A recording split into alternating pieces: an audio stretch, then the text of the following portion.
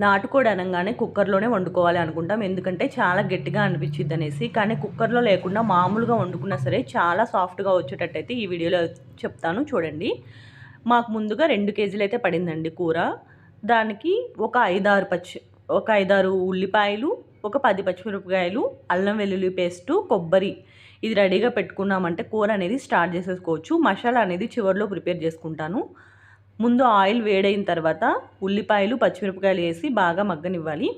అవి మగ్గే లోపల మనకి నాటుకోడిలో ఏవైనా సరే కొంచెం పెద్ద ముక్కలుగా ఉంటే వాటిని కొంచెం చిన్న ముక్కలుగా కట్ చేసేసుకొని, ఆ ఉల్లిపాయలు మగ్గిన తర్వాత దీన్ని దాంట్లోకి అయితే వేసేసుకొని కల్లుప్పు, అల్లం వెల్లుల్లి పేస్ట్ ఈ 2 వేసి బాగా ఉడకనివ్వాలండి. మనకు ఆ కోడిలో ఉంచి వాటర్ వచ్చే వరకు ఉడకనిచ్చిన తర్వాత, ఆ వాటర్ మొత్తం వచ్చిన తర్వాత అప్పుడు కారం అనేది యాడ్ చేసుకోవాలి.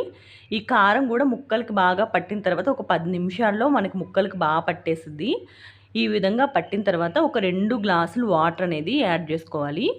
అప్పుడు 2 గ్లాసులు వాటర్ యాడ్ చేసుకొని మనం ఒక 10-15 నిమిషాలు కానీ బాగా ఉడికించాము అంటే కనుక మనకి ముక్క అనేది చాలా చాలా సాఫ్ట్గా అయితే వచ్చిద్దండి. అది ఉడికిన తర్వాత మసాలా కోసం ధనియాలు, లవంగాలు, చెక్క, యాలకులు నేనైతే అంతవరకు తీసుకున్నాను. వీటన్నిటిని మసాలా కోసం పొడి చేసుకోవాలి. ఇక్కడ ఒక చిన్న టిప్ ఏంటంటే, మనం అప్పటికప్పుడు ఫ్రెష్గా నూరుకొని వేసుకుంటే కనుక కూర అనేది చాలా టేస్ట్ అయితే వచ్చిందండి. మనం ప్యాకెట్స్ యూజ్ చేయకుండా అప్పటికప్పుడు వేసుకోవడం అనేది మంచిగా ఫ్లేవర్స్ అనేవి బాగా తెలుస్తాయి.